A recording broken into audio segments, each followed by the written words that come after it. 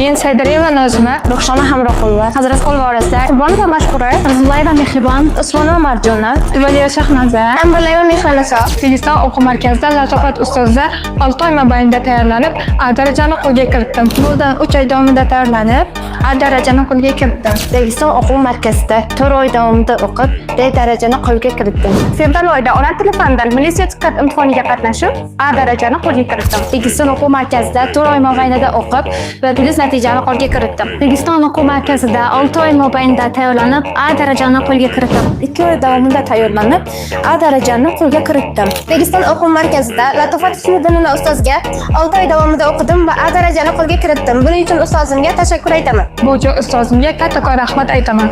Bu natijaga erishishim uchun o'z hissasini qo'shgan ustozim Latofat Abdujalilovaga minnatdorchiligimni bildiraman. Bu darajaga yetishishimga o'z hissasini qo'shgan ustozim Allayor Ubaydullayevga o'z minnatdorligimni bildiraman.